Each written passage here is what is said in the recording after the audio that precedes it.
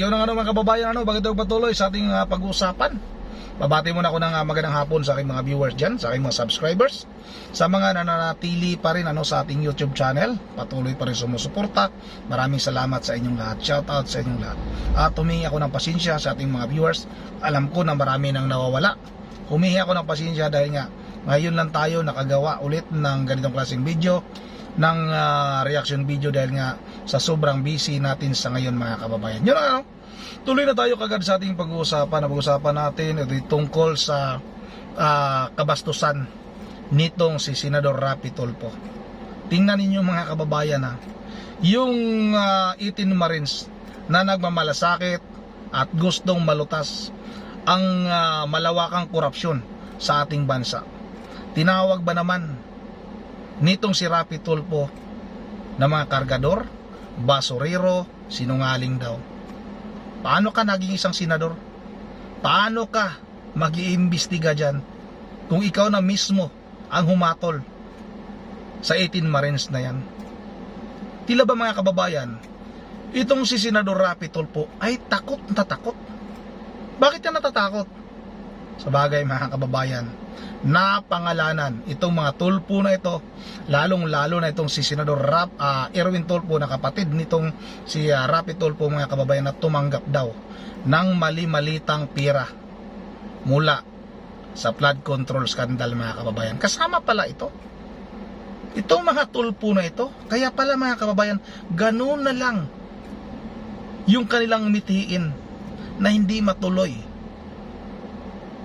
itong pag-iimbestiga ng Senate Blue Ribbon Committee. Kaya pala noon mga kababayan ay pilit talaga nilang pinalitan yung liderato noon at pilit nilang tinanggal si Senador Rodante Marcolita bilang chairman ng Senate Blue Ribbon Committee mga kababayan. Pero sa ngayon nga, bigo itong mga hinayupak na ito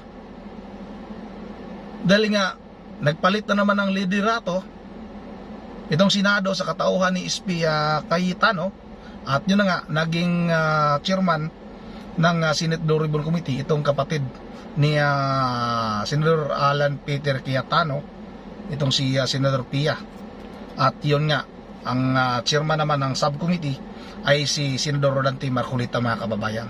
Kaya ganun na lang yung kanilang takot na mapag-usapan at maimbestigahan ng Senate Blue Ribbon Committee itong flood control scandal mga kababayan, na hindi lang milyon, hindi lang hindi lang bilyon, kung hindi trilyon mga kababayan yung ninakaw ng mga ito. Kasabwat pala itong mga hinayupak na ito, nakipagsabuatan itong mga hinayupak na ito. At yun na nga mga kababayan, itong si Senador Rapi Tulfo, makikita natin dito kung paano kabastos.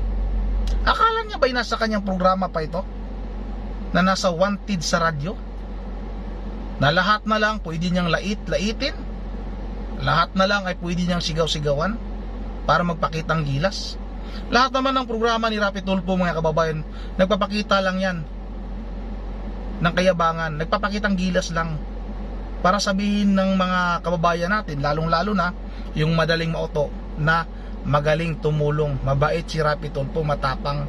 Pero ang katotohanan mga kababayan, ang katotohanan niyan ay ginagamit lang nitong si Rapi Tulfo yung kanyang programa para umangat mga kababayan at magkaroon ng mataas na pwesto sa ating pamahalaan. O ito na, naging senador na itong dalawa na ito, at nangarap pa ito mga kababayan na maging pangulo ng ating bansa. On your dream.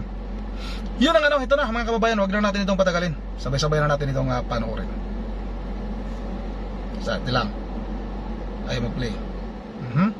Yan. Balik natin. April 28 po, 2026, isa pong affidavit na in-execute sa Special Action Unit ng NBI ng isa sa mga kamag-anak ng 18 kargador. Now, ready na ba? Tinan nyo mga kababayan, kamag-anak ng isa sa mga kargador. Hinayupak ito. Senador ba ito? Ganyan ba kabastos? Ganyan ba manglait ang isang senador mga kababayan? Napakayabang nitong hinayupak na ito. Patuloy natin ito. Ang NBI na i-present po yung detalye doon sa affidavit na yon na sinasabi nga pong nakatanggap ng 5 million para sa isang false testimony. Mabuti po na nabanggit nyo yan kasi nangyari nga po yan nung habang nagkakaroon sila ng pagdinig dito, hindi ko alam kung ano pong eksaktong tawag doon, na hawak na po namin yun since April 28 pa. Tapos bumalik pa nga po para ayusin yung kanyang testimonya. Ito po, parang benan po niya yung isa sa miyembro ng 18 bodyguards, ano po, na sinasabi niya, ang pinangako po na pinumbisi sila na sumama, sa pangako na bibigyan ng bawat isa ng 5 milyon. Pero ang sinabi, hindi naman po nabigay pa yung 5 milyon. Ang unang sabi 700,000, pero ang kabuuan pala na nabibigay 350,000. 500 million each dapat. 5 million po dapat bawat 5 isa. million pesos each. Pero hindi na ibigay yung 5 million Wala pa each. po yatang naibibigay. Base po doon sa testimonya nitong manugang. No? Magkano lang po na-release? Sabi po doon ito yung So pa itong NBI na ito, hindi pa po ata, hindi pa sigurado mga kababayan. Ang sinabi nitong NBI na ito, si Matibag ba ito? Wala pang hindi pa sigurado mga kababayan. Kasi yata, puro lang marites mga kababayan, na meron daw nagsabi. Pero wala naman siyang ebidensya. At ito namang isang tangang senador, sinakyan naman niya ang sinabi nitong NBI director na ito, na isa pa itong sinungaling, ubod ng sinungaling. Itong NBI director na ito, patuloy natin ito. sa personal account po, 350. Sino po nagbigay ng 350 out of Si, that? galing po kay Mike Defensor. At siyempre kasama po si Anton de Baligod, yung po yung aming pinapalawak pa. Kaya nga po namin Pero sino pong nakatanggap ng yung 300? isang pa rin po. Isa lang po. Isa pa lang po. So yung Kasi siya lang, 17, wala pa. siya lang po yung may recollection. Okay. Hindi ko po alam yun sa 17. Ibig sabihin po, Mr. Chair, ang recollection po nito, yun sa pag-uusap nilang dalawa ng kanyang biyenan. So ibig sabihin kaya po lumantad itong 18 kargador dahil pinangakuhan po sila magbibigyan ng 5 million pesos each. Yun po yung sinasabi ng isa sa miyembro nila. Pero gusto ko po liwanagin, I will take the opportunity na liwanagin, kasi narinig ko po, pinapupunta ko rito noon ni Senator Cayetano, kasi para daw harapin ko daw si Ginoong Mike Defensor. Alam naman po natin hindi naman po ganun yung proseso ng isang committee hearing, ano po. Pero una-una po, hindi naman po ibig sabihin suspect na kagad natin o akusado na si Mike Defensor.